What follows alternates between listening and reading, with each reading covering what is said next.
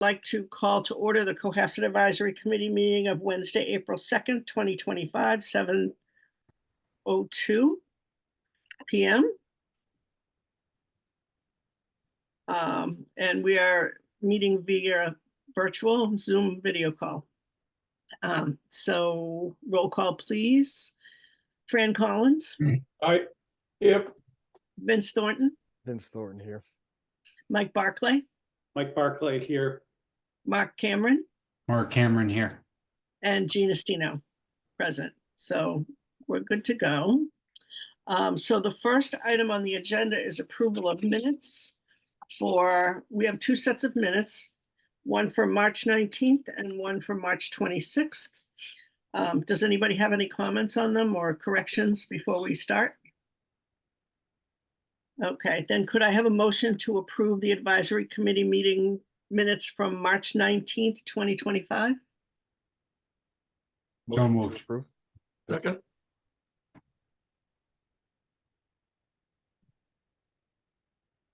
Okay, roll call, please. Fran Collins, Aye. Vince Thornton, Vince Thornton, aye. Mike Barclay, Mike Barclay, aye. and Mark Cameron, Mark Cameron, aye. and Gina Stino, aye. Okay, so that is good. And then the second set is for advisory committee minutes of March 26, 2025. Do I have a motion to approve? I just have a quick question. So on the top, I'm listed as absent, but I was a late joiner. Oh, right. Okay. And I do jot down the times that people come in, so Okay. I'll make sure that that's noted. Okay, thank you. Okay. Okay, do I have a motion to approve these minutes? So move. Do I have a second? Second. Second. No. Yeah. I think Vince beat you to it. He did. You're a Mid's cracker. Orange. Too many meetings, not enough food. Okay, thank you very much. Meg is And- joining. Meg is joining too. I'm sorry. I blanked on her. I saw her sitting there. I didn't realize. There she- Oh, good. Okay, so Meg is here. You wouldn't let me in, Gene. It's not my fault. I apologize. I saw you sitting there and I blanked. And Okay, so Meg, are you present? I am and have been. Okay. All right, great. So the minutes are approved. And the first discussion item, Hey, Gene, did we vote? We didn't vote the second set. yeah, we did. No, we didn't. The second set, oh, the roll call. Yeah. Okay, sorry. Thanks for keeping me honest, Mike. Okay, so roll call, please. Fran Collins, Aye. Mike Barclay, Abstain, I wasn't there. okay, Mark Cameron. I can't hear you. Sorry. Mark Cameron, aye. Vince Thornton, Vince Thornton, aye. Meg Wheeler, Meg Wheeler, aye. and Gina Stino, aye. Thanks again, Mike. I'm just so anxious to get to the stuff. Okay, so the first item is the creation of enterprise fund for the recycling and transfer facility. And I know that Chris has worked on this with Brian to make it more palatable to the public. There was a little bit of controversy. So I was glad to see this in our information this week. I have Brian with me. I know you got the full boat last night. I'm sorry I missed your meeting last week. So I was there in spirit. Again, I appreciate all the feedback. It was very constructive, and I think it helped us move in the right direction. I think you have all the PowerPoint, you have all the presentation. And when I've since Diane's here too. Let me let her in. Oh. Okay. I think I shared a draft budget with all of you too. That we'll be including in the big budget packet as well. Right. Providing everything gets voted properly. So the key difference is that we're going to allow all the permits that are being sold now will be valid for a year. So we won't put any kind of new regulations into effect for current residents until next year. Which and we will make some changes. We'll make some changes with the select board on the per bag fees, and maybe make some tweaks on the bulky waste, not as substantial as we were looking at initially. And then work to create a non-resident access permit, and we'll do all those things as of effective July 1. But we will keep those permits in place. So, which again, I think made a big difference. I think that's great, Chris. I think it makes a lot of sense. I think that it'll calm the noise and it's good. I mean, when we look at the enterprise fund, the proposed enterprise fund budget, we really get to see how much this costs the town if it's not an enterprise fund. And that would be substantial, not savings, but money that could be put to better use somewhere else. And that's effectively what's happened here. So, but I do have some money. I think I've said this, but we have some money in the public works budget just as a backstop, because in any enterprise fund, water and sewer as well, if there was a deficit, the town would have to make them whole. And I don't want that to happen accidentally. So in this case, we have to just have a little cushion. So I still have $200,000 sitting in the public works budget as a backstop here if we need it. And if we don't, it becomes free cash, right? So that's all good. And as you saw from again, do you want me to put the budget up? I can, if you want. You want me to put it up? Okay. Yeah, I think that would be helpful.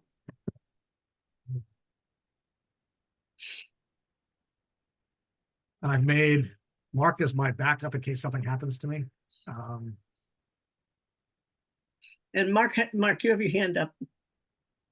Yeah, Chris, just, is there, as part of the, pushing this out till, the fees at least until next year, in the stickers, just the way of the stickers. Situate does have two stickers, right? They have a transfer station sticker and a beach sticker, but their beach stickers I think are in the realm of $30 to $35 or something, whereas ours are kind of being pegged at 75. And what is that? Not that our values have to be exactly what Situate's are, but just as a comparison, and where would the revenue of those stickers then go to? Again, it follows our fiscal policy of 61% to the schools, 39 to the rest of the budget, right? Is it really appropriate for that, the value of the, quote, the beach sticker, town, everything else other than the RTF sticker to be valued at $75 a year per car?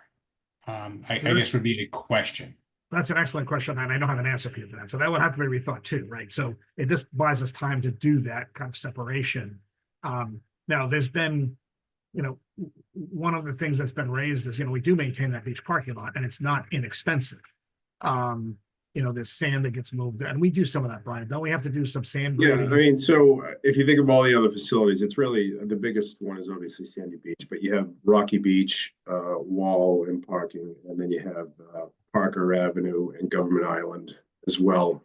There's quite a bit of asphalt up there. And again, we haven't gone through the exercise of just the beach sticker yet. We've kind of been focusing on the enterprise fund and the needs of that budget. But you make a valid point, as you guys all did last week. It was very helpful.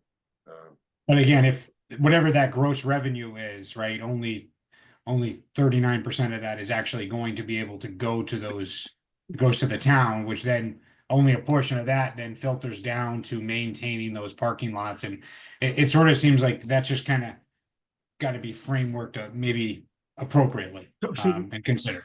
So I think we should. I think one of the things we'll think about is if we carve out a chunk of that every year to pay for some of the maintenance issues, because there is more wear and tear at Rocky Beach and at Sandy Beach and even at Parker Ave, right? There are additional expenses that we have on those just because of the weather and the wear and tear on the road. So an excellent point that will also be part of the conversation. So let me just quickly share the budget if I can get the computer to be handy.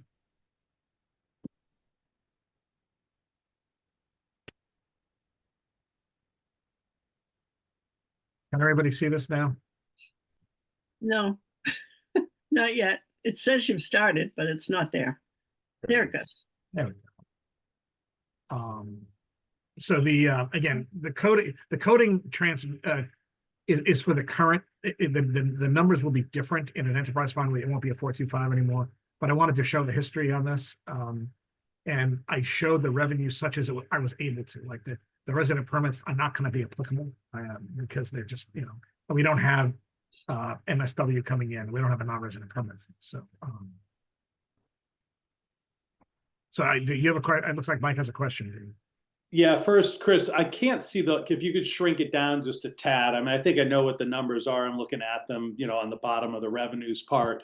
I guess the question is, you're out through 2026, and I'm just wondering, like with the CMAS, the hauling and the recycling and stuff like that, if just down the road you've started to contemplate the escalators for that, because my understanding is that stuff never goes down in price, and so and like I guess the recycling part can go up meaningfully in a year in a percentage basis. So I'm just wondering if there are contracts already in place, for kind of, you have a multi-year look into what that part of the expense is at this point. So the answer is yes, we do have a multi-year contract with CMAS. So we have a fixed, well, I shouldn't say it's fixed, we have a contracted cost. The same thing with hauling. Now, if we get more waste in, those numbers will go up. At the same time, it means we'll have more revenue, right? So, like for example, if we didn't move this up, so if we end up getting, let's say we end up picking up a carton, and they dump their waste here, well, we'll be getting a revenue from that, which would cover the additional hauling and the additional CMAS costs. So with it extra for the revenue for the net. So yeah, those are the most important. Those and the recycling hauling. We know what those numbers are.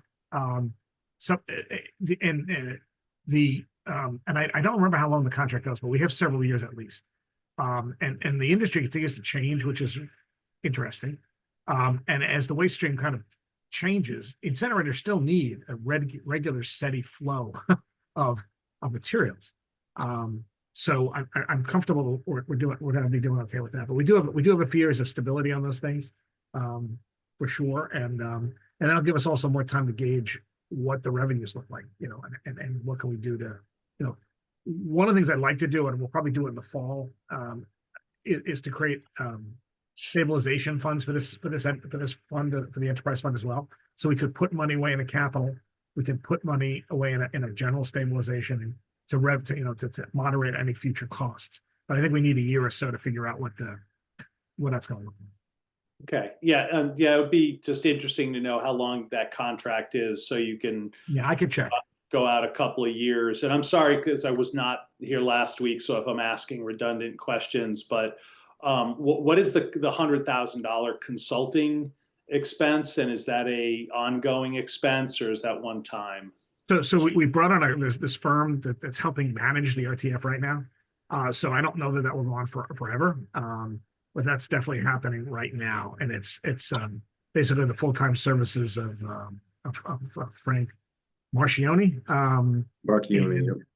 Yeah, and so he's been invaluable in he's basically overseeing the daily operations now, and in structuring fees, and so that's not I don't expect it to be long term. If Frank wants to end up coming on as an employee at some point, we could transition him that way. But I don't. That's probably I'm expecting another 12 months, probably maybe a little bit longer, and then we'll be in a better place.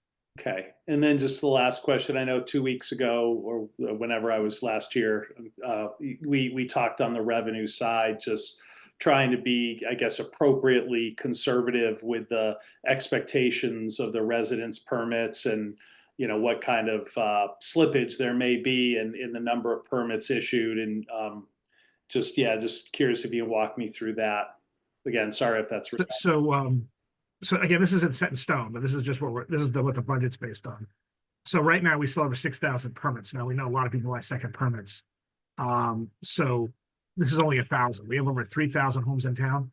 We've already done the math. What was it, Brian? Maybe 25% of the town is on private carding max, something like that. No, I reduced the number by 20%. Just saying, it was an estimation. Say 20% of the people will not want to participate. The ones that are doing today. So 1,000 represents only 1/3 of the households in town. And you know, again, I realize that includes some apartments and stuff too, which aren't necessarily going to buy a permit. And then I added a reduced permit fee. That could be seniors, it could be other things, and we might actually do a second sticker for a house, like you know, at a much more reduced rate. You know, not like right now it's 75 for a second permit. It may be 175 and a much lower number if you want a second permit for the same household. That goes into a car. Okay, gotcha. Okay, right. So if we have a second car that we're going to use, there will be a second permit we need to buy, but presumably at some Yeah. kind of, Yeah. you know, Yeah, so lower. a substantial discount. I would, you know, I've looked at some other communities, what they do. So I think we got to bounce that around, you know, in the next few months. But again, this wouldn't be until next March anyway. And then non-resident, we've been estimating 250. We think the number could be higher than that. And while this is probably primarily Hull residents, it doesn't necessarily have to be, because Hull residents don't have any option but private carding, right? So we ran some numbers. I'm afraid, Mike, I don't have them right here in front of me now. They were in the PowerPoint. Did you get the PowerPoint from last week? I did. I've been pretty Right. busy at work, so I haven't had a chance to No. go through it. But this has been helpful. I think, you know, my questions have been answered. So yeah, I can just go back and double check that stuff and come back if I've got other questions. So we ran the numbers on go ahead, Gene, I'm sorry. Can you explain to Mike how we're below capacity on the dumping, on the? Oh, yes. So we have a 50 ton a day permit for the facility, and we're It's a doing, week. I'm sorry, 50 ton, I thought it was 50 ton a day. That's a week. Yeah. So 50 ton a week MSW, and we do about under 30. Okay. So we have plenty of capacity at the facility. And when we ran the numbers, it's 1,000 plus usually for a private carder. And there's limits to what you can dump and how much you can take out. So there's probably people with private carding that would buy an all facilities permit anyway for the benefit of it. And even if we ran the numbers with a permit and with 3 bags a week, you'll still be paying less than a private carder if you're doing 3 large bags. So, and if you have a smaller household, we're not doing as much. It's definitely more cost effective to do it this way. What it does, the other thing is that it not only allows you to, you know, get your own costs under control to some extent for waste, but it also provides a backstop if your private carder goes out of business or something happens, or you have a big party over the weekend, right? You need to get rid of stuff. It's kind of inconvenient. So, and again, as you saw this, looking at some other communities, I mean, Hanover's way up top now. They're at 345 a year. But a lot of others that run regular facilities are up 140, 190. I did find that in Hingham, they're not allowed. I talked to someone the other day. They're not allowed to charge for garbage in Hingham. I don't know when that happened. So good luck to that. So that's a unique situation. So Yeah, they have a lot of people using it there though, so it kind of pays for itself in a way. Last question is just on the bulk side. So now if I come to the RTF and have a bulk item, I pay $10 to throw it into the bin. Is that still going to be in place too, or is that kind of it's a all you can eat with the cost of the permit? No, they'll be per cost items that'll be set more to the market. And we're going to try to find ways. We'll try to give everybody alternatives to, like for example, with tires. I still understand why people bring us tires, but because they're a real pain to get rid of. So that said, you know, if you go and get your tires replaced, you pay $4 or whatever it is, or $10, and they take them away from you, right? The facilities are required to take the waste. They're required to take your waste oil. In fact, they're required to take your electronics. I don't think a lot of people realize that. So you're not usually going to lug your TV right back to Best Buy or, you know, Costco. But they're required to take them away. So we're going to try to make sure people are educated as their alternatives. And we're not looking to make money on that. We just have to make sure we're covering the costs. And Yeah, so it's our cost and overhead and no profit. Yeah. like we take tires at a silly price, which you're not going to be doing anyways. Yeah, right now it's at $1 and $4, and we pay $5 and $20, so they're likely going to be that cost. Oh yeah. That's tires off the rim and tires on the rim. So just Okay, great. Thanks, guys. Appreciate it. Are there any other questions on the? Did you have a question hand up, Fran, or did you get your question answered? Okay. there anything else, Gene, from Brian or I? You feel good? I don't think so. I think I'm good. I'm happy that we had that conversation last time so that we had a little bit more structure in the plan. And I have to say, I didn't blame people for being angry about the all facilities sticker all of a sudden graduating to the next level when they had already paid.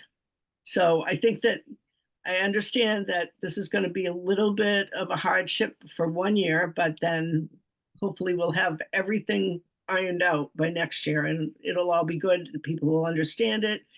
I have tried not to really comment on a lot of this. Sometimes it's hard. You know, if you know the right answer, but we haven't talked about it, you really can't do that. So I don't know. It's, I hope that there are enough people out there listening tonight so that they understand, you know, what we're trying to do and why we're trying to do it.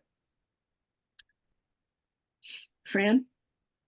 Yeah, I think it's an excellent plan that you've got in place, and I think your numbers all look pretty good. But I'd like to ask, have you folks looked at what it might be, what the impact might be on the taxes if we just raise taxes to pay for the operation of the dump? I know I'm gonna get squawks about that from people, and I'd like to. No. So it's a fair question. The problem is, Fran, we're in a 2.5% tax cap loan, right? Our costs, I mean, our healthcare costs went up 10% this year, right? Our pension costs went up this year, and there's projections of higher expenses. Inflation has affected us like anyone else. We're in the middle of a contract cycle. So we don't have the ability to raise taxes to support the RTF anymore. And raising fees doesn't help because it doesn't support the RTF, right? It supports the way our general revenues work. They come in, right, and we have the schools. So if we don't do something like this, we can't properly fund this. What we realized that, the fire forced a lot of conversations.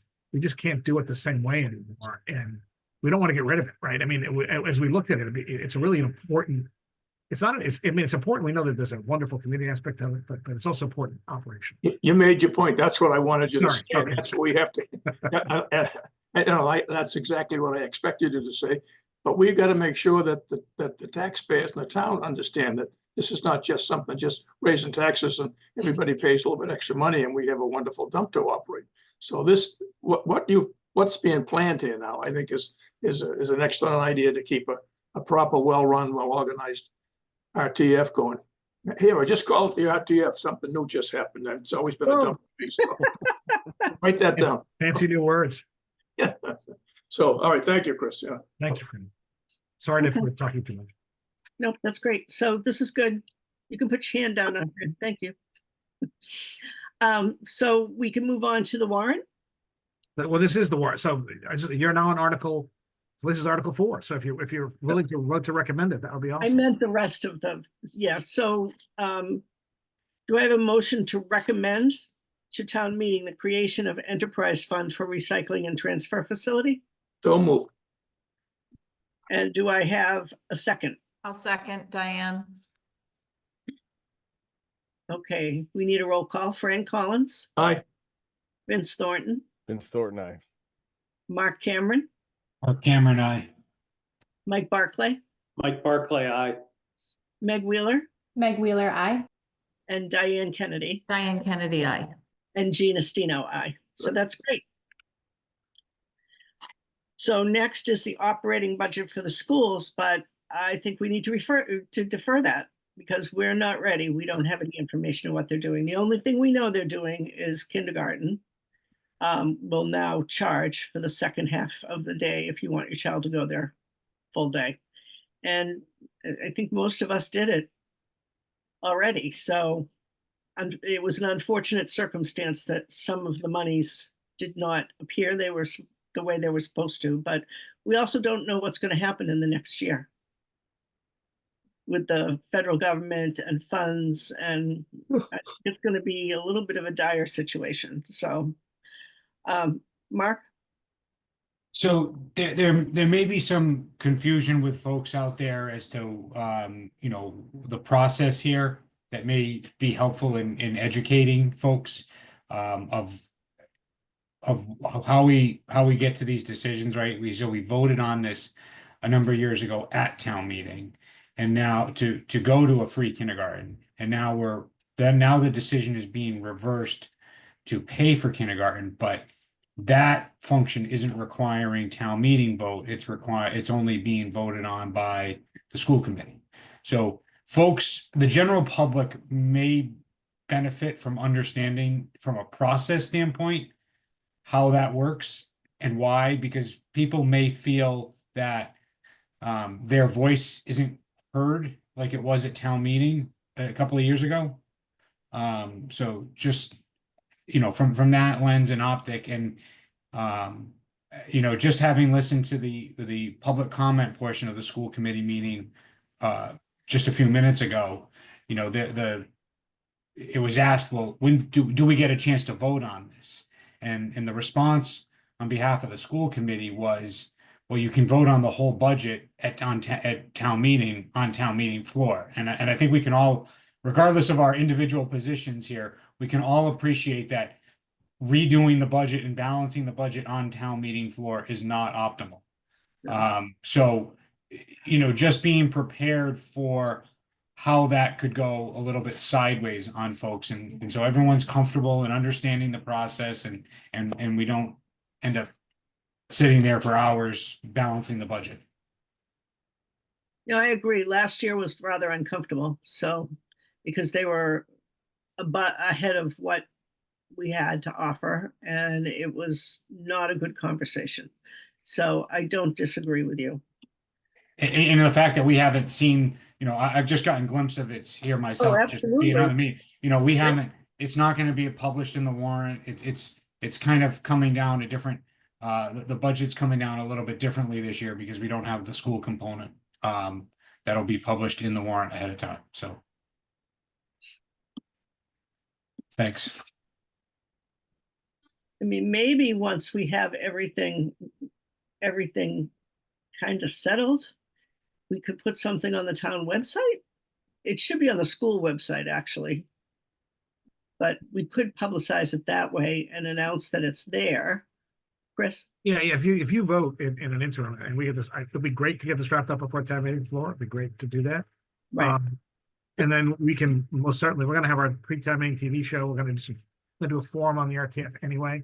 So we can most certainly educate everybody and use our social media to say, hey, the budget's been locked, here's what it is, and all of that. Remember, the schools have to give me something anyway, because I have to present in the warrant the draft budget, whether you voted on it or not. So Right. I did meet with the superintendent this week, and we had a very productive meeting. And from the conversation we had, it seems like they're on the right path to balance the budget for 26. And I could talk in a second about, when you're ready, in Article 7, I can talk about what I'm recommending we put into the supplemental appropriations based on my conversations. That should be sufficient, I hope, to get the budget closed for 25. Okay, and we do have the opportunity to meet twice more before town meeting. So I would think at our next meeting, that should definitely be buttoned up, hopefully, so that we can have a more meaningful conversation then. And that would give us, I mean, we don't meet during school vacation week, so that week is out. Sorry, I'm going on vacation next week, or we would maybe be done next week. But sorry, not sorry. But we do have a meeting scheduled for the 16th, and we could also meet on the 30th if we need to. And that is a full week before town meeting. So it does give us the opportunity to have some conversations. That makes that till May 12th. It's actually almost 10 days before. Right. Right. There's a gap in between, so it's all good. As long as people are paying attention. But you know what? Once we've figured this all out, the chatter on Facebook should be easier because we will have answers. We don't have any answers. We can't tell people what's going to happen or what we're doing or what they're doing because we don't know.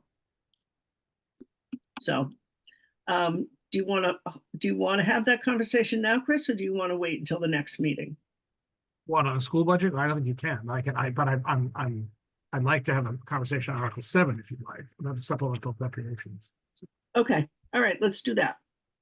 And I think you all have gotten the super amended last version of the warrant. Trying to give you the latest, hottest updates. So give me just a second, get my screen a second.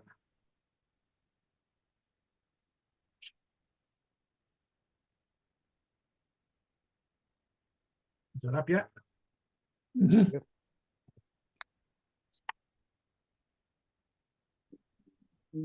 $650.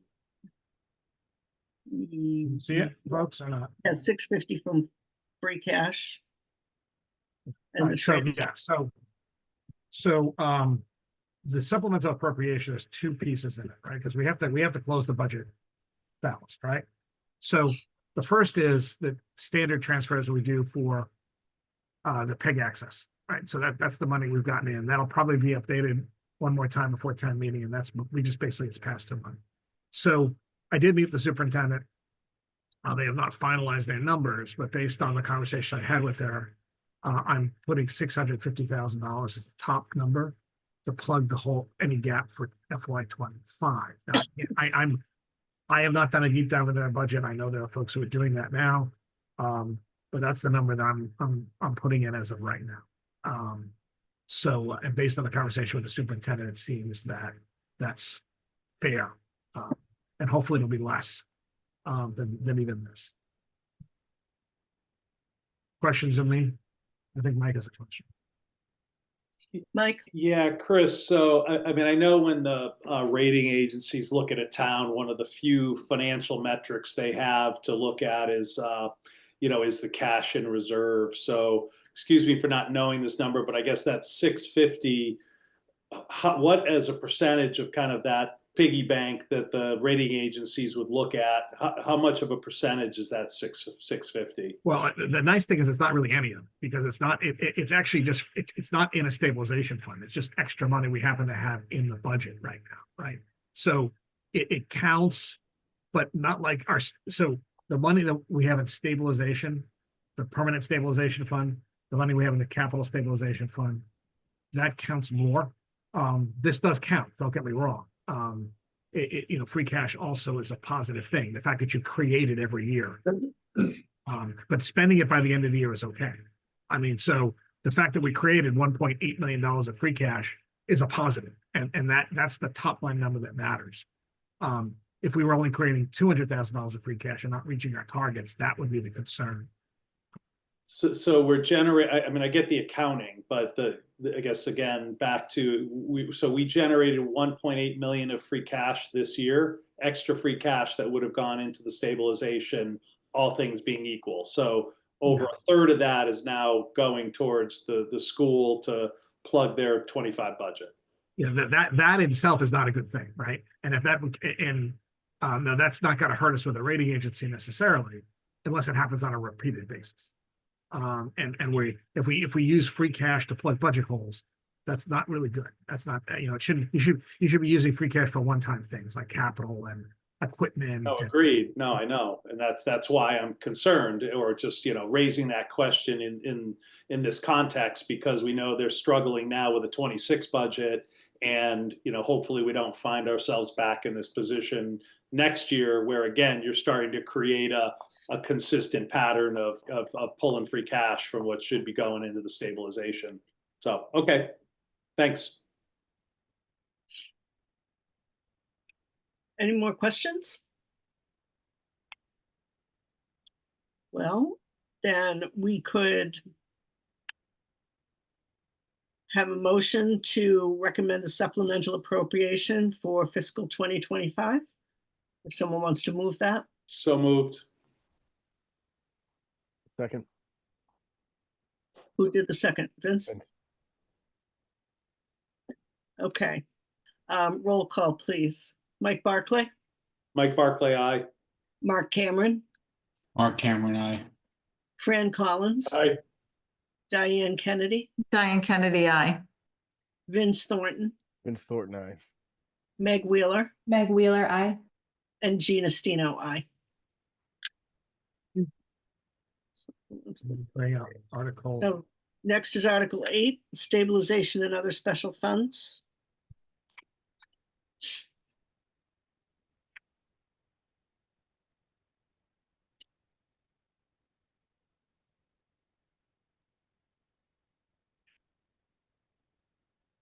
can everybody see this now? Are we up on the screen? So this Yeah. this is all set. So, this is the money, that would go into OPEB. And as you see, it's a mixture of free cash and, money from the budget. And then, this is the money going into capital. This, continues our annual increases that we've committed to. It brings them up to, 2.146. And that's, again, a mixture of free cash and money that's in the FY 26 operating budget. Any questions from me on these? Mike? I got you before your hand went up. Yeah, thanks. Yeah, you can see the look on my face. So yeah, no, just on the OPEB stuff, I think, did I hear you earlier, Chris, when you mentioned that insurance was going up 10%, as was the OPEB contribution? Well, no, our insurance costs for healthcare went up 10%. What we're doing this year with the contribution is we're shifting a little bit more of it to the special in the fall, just to give us a little more wiggle room in this budget because of the healthcare increase and because of the uncertainty of the schools.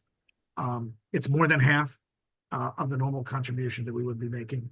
And the out years all show the full contribution being made every annual and in the fall. So we're maintaining conformance with the policy. We're just gonna have to put, instead of 350, we'll have to put about 450 in this fall.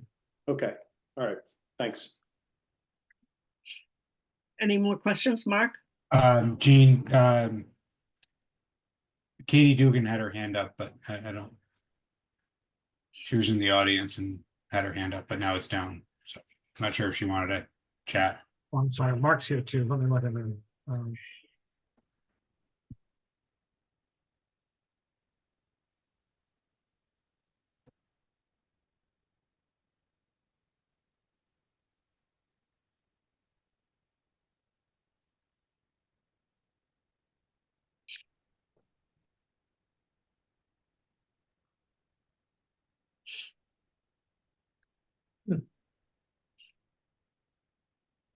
Any questions of me with Article 8?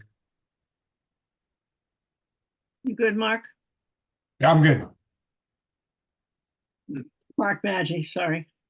Yep, just joined. Sorry, I just got home from the city. But thanks. That's okay. We've gone through the first 3 articles. We're on Article 8, stabilization and other special funds. Great, thank you. Okay, but so Katie put her hand down. Yes. Yes. Okay, Yep. maybe we answered her questions. Okay, so Article 8, stabilization and other special funds.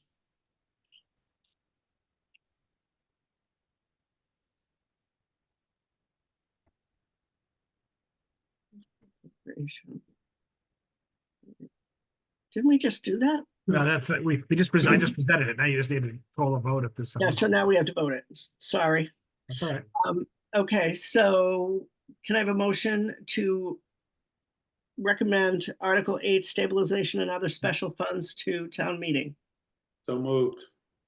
Do I have a second? Second.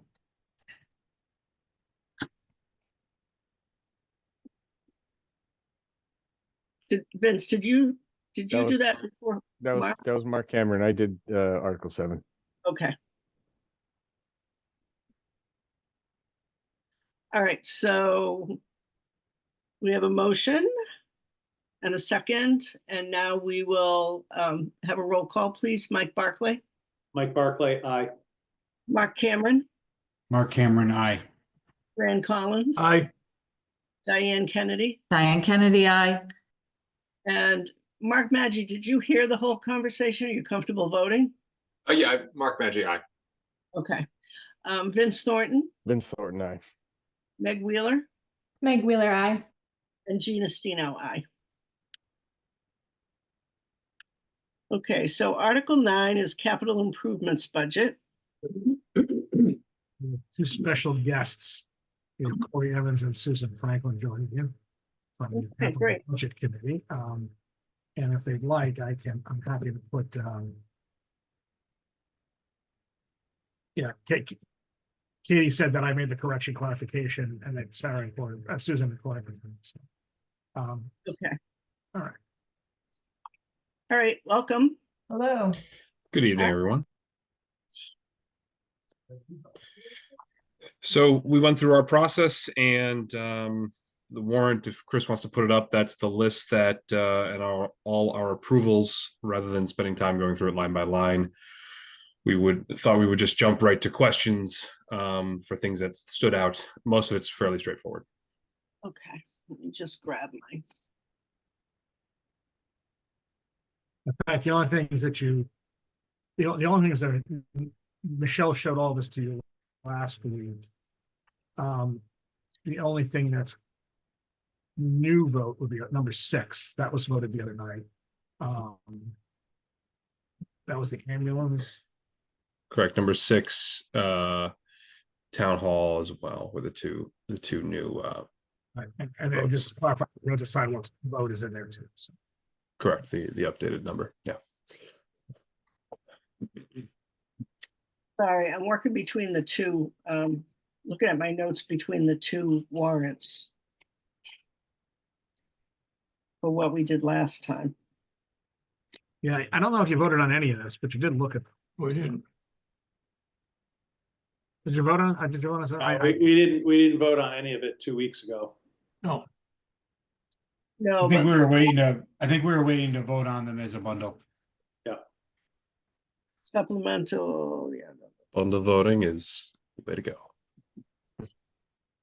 Okay, pull it back down. Yeah, we didn't vote on it. Okay. I just want to make sure.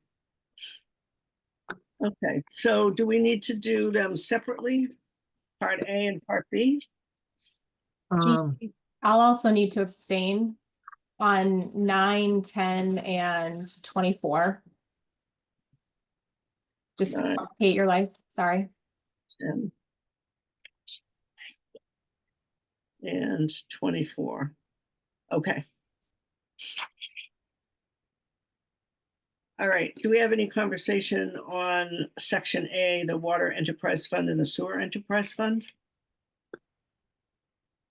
Oh, Diane, sorry. No, sorry, I had another question just about one of the other general fund expenses. Okay. You want? Ask. Yeah. It was just on the non-unanimous vote. If you could just explain the reluctance by one member of capital budget, just so we understand where if there's any resistance, where that might be coming from. That was for, hold on. The line of sight tower. Yeah, that Yep. one, unfortunately votes don't offer a whole lot of nuance. And so the discussion was that the line of sight tower has many functions. It has a public safety function, which was really all the committee members. I think it's fair to say were in supportive of the public safety function. The one member's dissension, which was Mr. Dormitzer in his associate member capacity in that meeting, was that there was also a Wi-Fi link which goes to Sandy Beach, and he had concerns both the location of the Wi-Fi link at Sandy as well as whether or not such a technology is really necessary.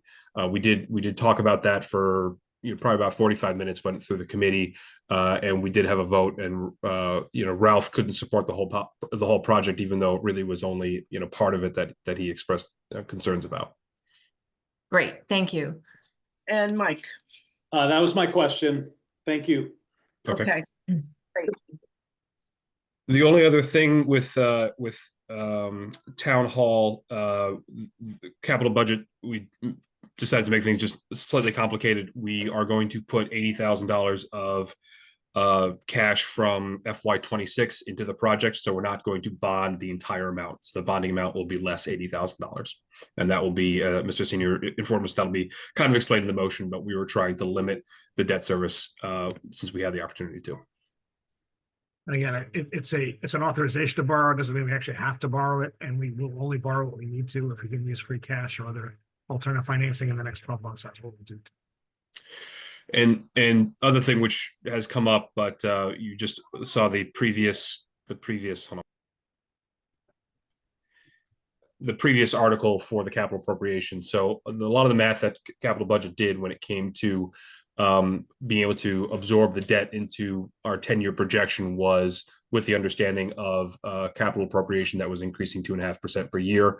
That is in the select board chair's budget message, and you just saw the result of that in the previous motion. So that continuing that process will continue to allow the town to meet its capital investment needs, and it's vital to being able to fit this project in. So as we go forward, we look forward to having that policy continue. Okay. All right, so do we want to vote the whole thing or A and B separate?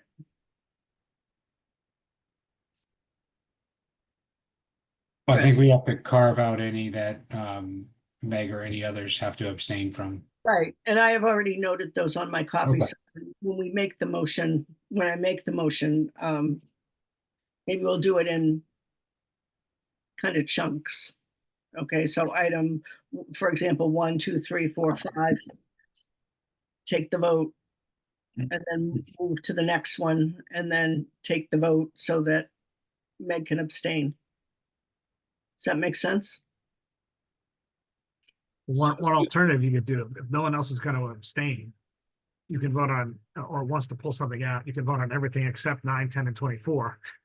And then just vote on 9, 10, and 24 so they can abstain, unless someone Right. else has an objection. Does anybody else have an objection to doing it that way? No. No? Okay. All right. So do we have a motion to recommend to town meeting the capital improvements budget?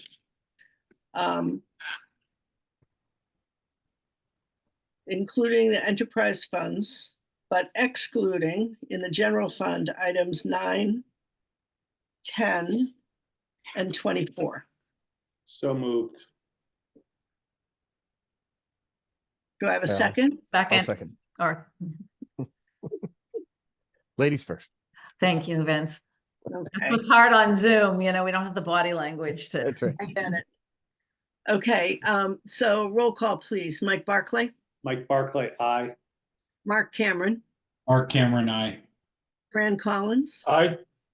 Diane Kennedy, Diane Kennedy, aye. Mark Maggi, Mark Maggi, aye. Vince Thornton, Vince Thornton, aye. Meg Wheeler, Meg Wheeler, I. and Gina Stino, aye. Okay, Right. so I'm sorry. I was just gonna say thank you all. Yes, Oh, you're welcome. Thank you for the hard work, capital budget. Yeah, so now we're gonna vote on 9, 10, and 24. I'll stay for that. Do I have a recommendation to town meeting to approve items 9, 10, and 24 in the general fund So to moved. town meeting? And who moved it? Fran. Fran. Collins.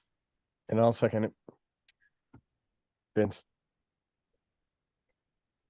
Okay, roll call. Mike Barclay, Mike Barclay, aye. Mark Cameron, Mark Cameron, I. Fran Collins, Aye. Diane Kennedy, Diane Kennedy, aye. Mark Maggi, Mark Maggi, aye.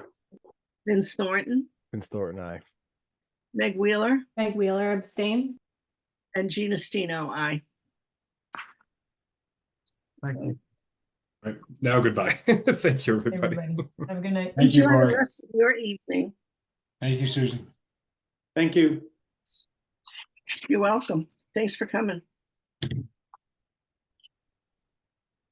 Okay, so next is Article 10. Allocation of funds for one-time cost. Cemetery maintenance, teacher retirement incentive, special education expenses, employee contract, payments, town So hydration, this is and RTF. yeah, so it's a little different than the numbers you've seen before. So let me walk through them with you. Cemetery sales of graves has not changed.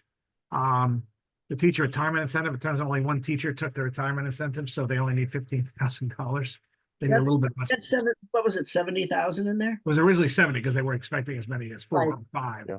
But only one in the time frame that was offered, only one took it. I mean, it's still a rather large salary savings they're going to have.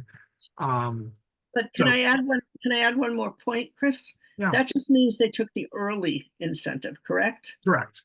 That doesn't mean that there won't be other people who do retire, although I think we have a fairly young teaching staff, fairly young. That is true. I mean, I don't know why somebody would not take this free money if they weren't going to retire anyway, but But I mean, there is a deadline for announcing their retirement, but sometimes things happen that's And- true.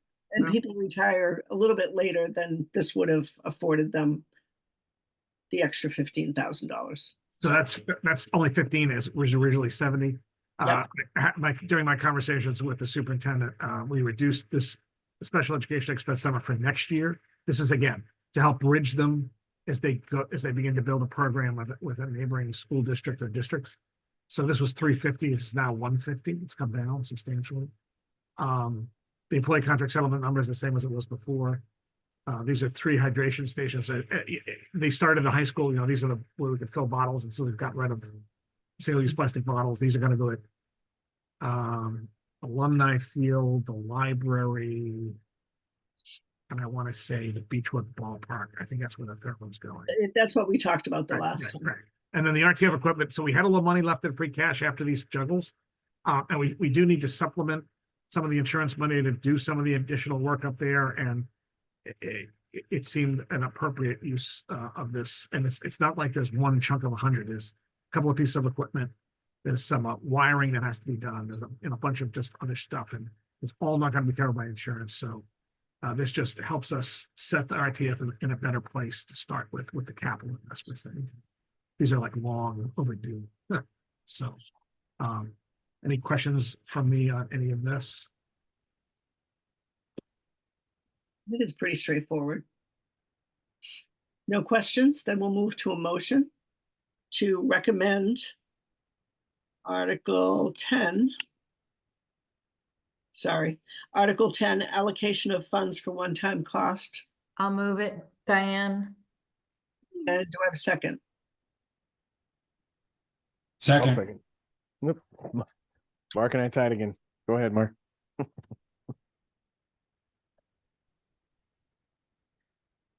Okay, roll call. Mike Barclay, Mike Barclay, aye. Mark Cameron, Mark Cameron, I. and Collins, I, Diane Kennedy, Diane Kennedy, aye. Mark Maggi, Maggie, aye. Mary's not here, sorry. Vince Thornton, Vince Thornton, aye. Meg Wheeler, Meg Wheeler, I. and Gina Stino. Aye. Okay, thanks.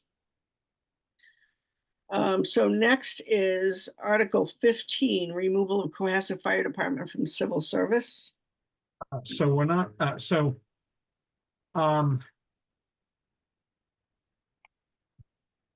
we're still negotiating. So I need to, so I think everyone will support this at the end of the day once we're there, but we're not quite there yet. So Okay. I'm hoping to come back to you in a couple of weeks and with one of two options. Either this will be ready to get voted, or we'll vote it with a contingency that we still have to settle with the union before it goes into effect. Because I don't want to look like we're not trying to pressure anybody on this. I don't want to have to wait till November if we actually reach a set contract settlement. I'd rather just get the process done quickly so we can get this to effect as quickly as possible. So, but I'll have more for you in a couple of weeks, but we're just not quite there. Okay. So next is Article 16, Town Hall Auditorium Lease. So this article simply authorizes the select board to enter a lease with a not-for-profit organization for use of space at Town Hall. And this is primarily focused on and again, I don't know if Ellen wants to talk about this, but this is just focused on, it's primarily the auditorium and the space around that. And because just like when the town acquired temporary leased space from the Social Service League back in the day, before we acquired the senior center, in order to enter a lease for real property, the town meeting has to authorize the select board to do that. So, and because we're leasing now space out to another organization. Is Ellen in the audience? She is, I could see. Want to ask her if she wants to speak on it? If she doesn't, we can just I'll see. go forward.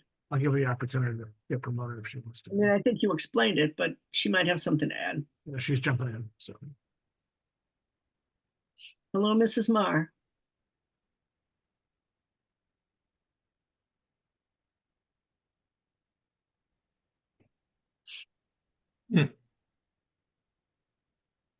Is here. Okay.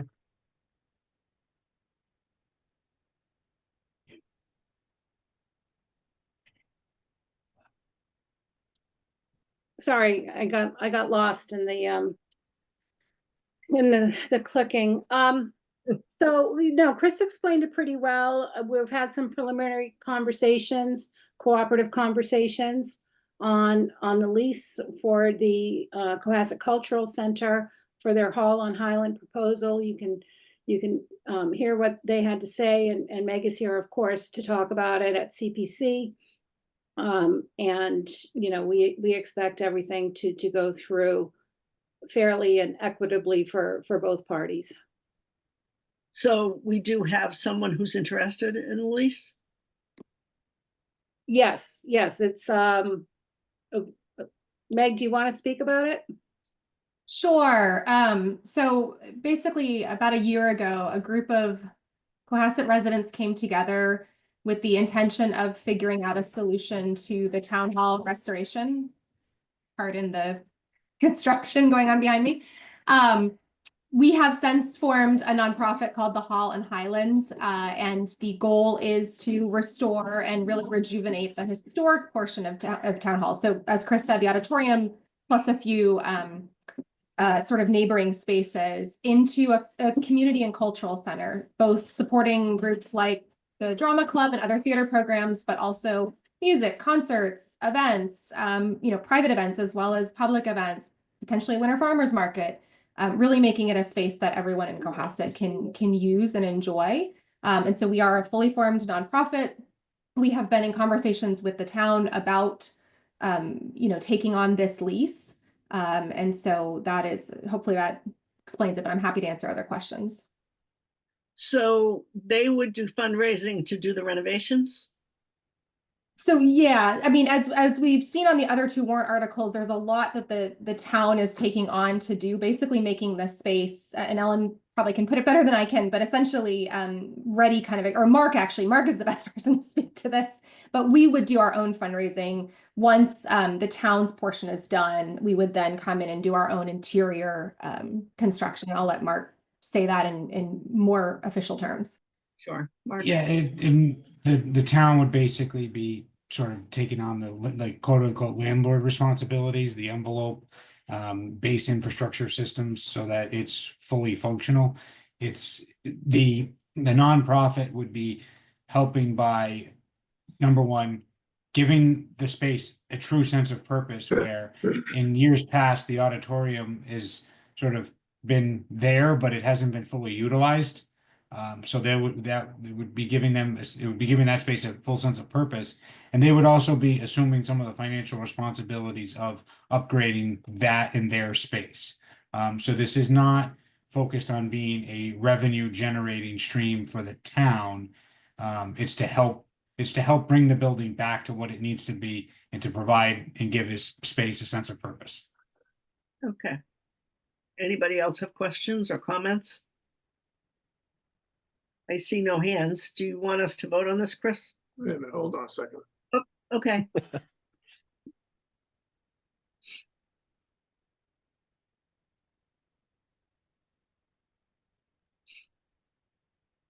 I see a thought percolating. Fran? Yeah,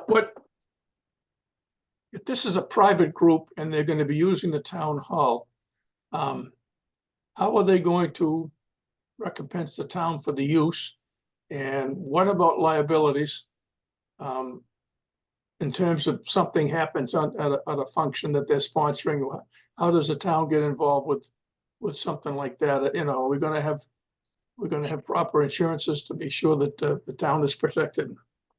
So the short answer to that, Fran, is yes, that's what the lease agreement would cover all of those things. So cover insurance requirements. And again, utility shared expenses and all of that.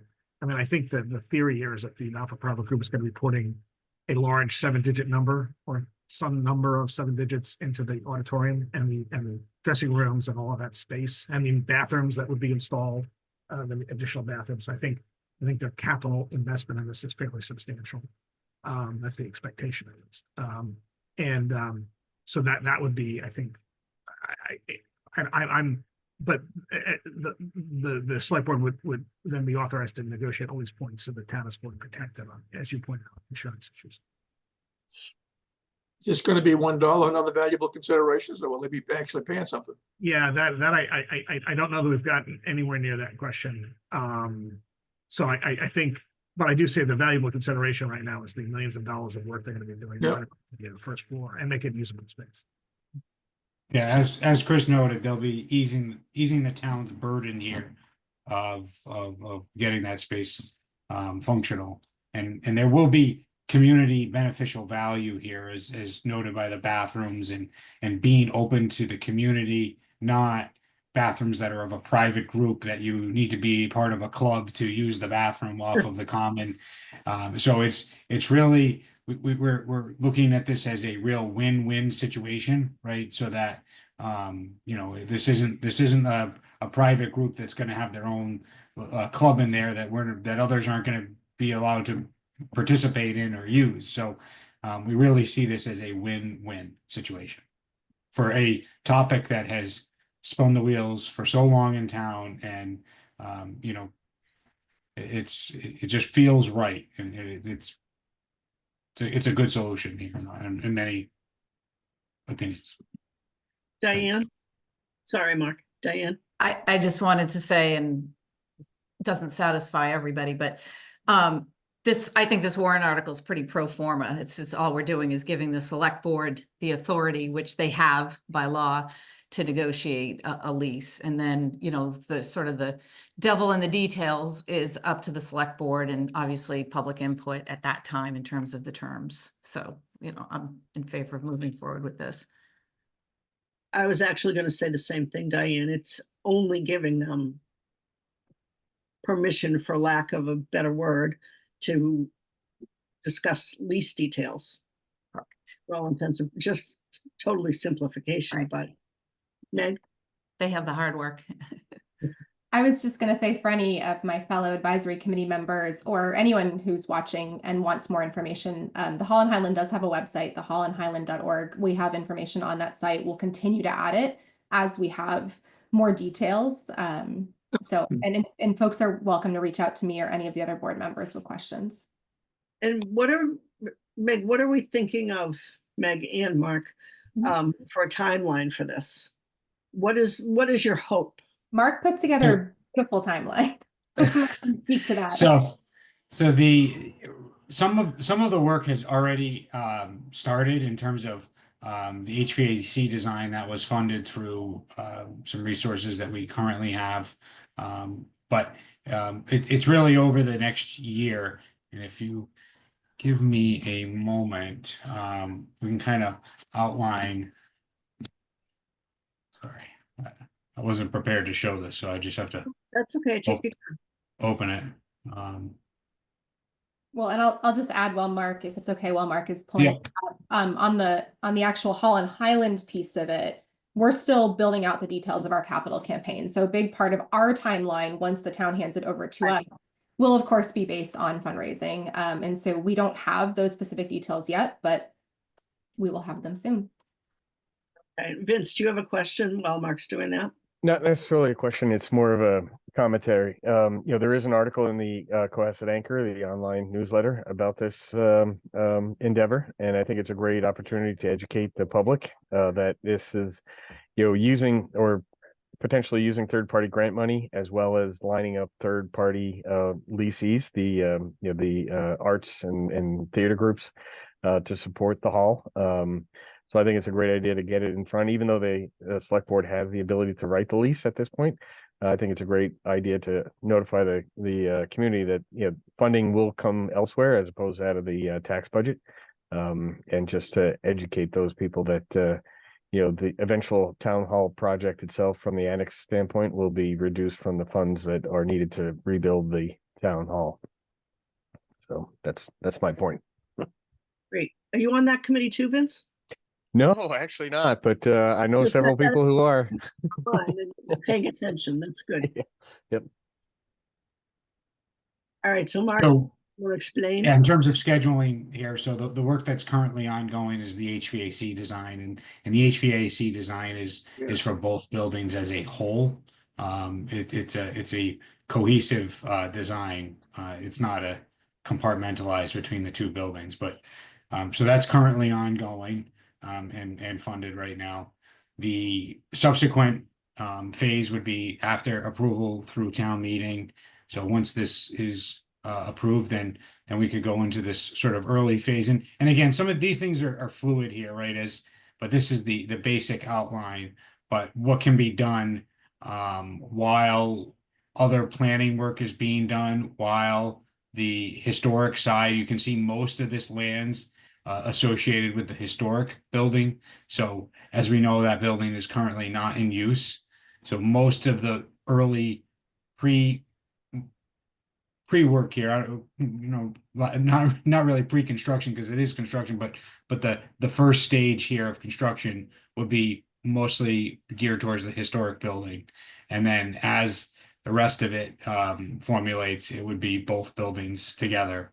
And then subsequently, really a phase after this would be, and potentially in conjunction, but would be the nonprofits construction of their space within the historic building. And again, this is when we say the historic, be mindful that the nonprofit will not have the entire historic building. They will have a portion of the historic building. So they will have the entire first floor. They'll have storage as needed in the basement. There is no real renovation to the basement of the historic building. It's really not fit for anything other than storage.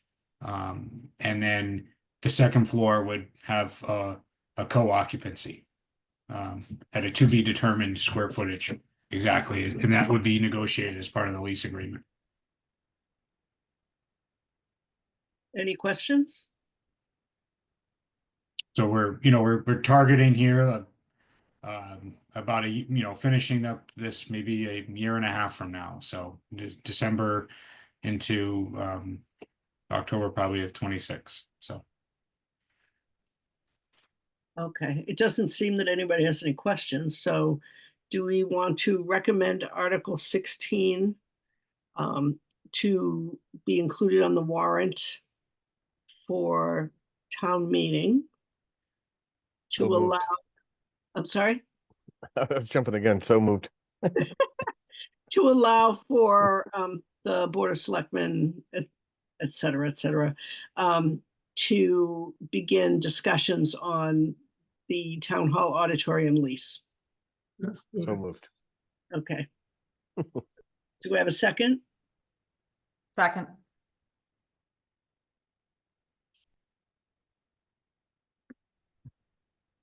Sorry, was I not sharing that? Was that not sharing? Did you guys see What? the screen?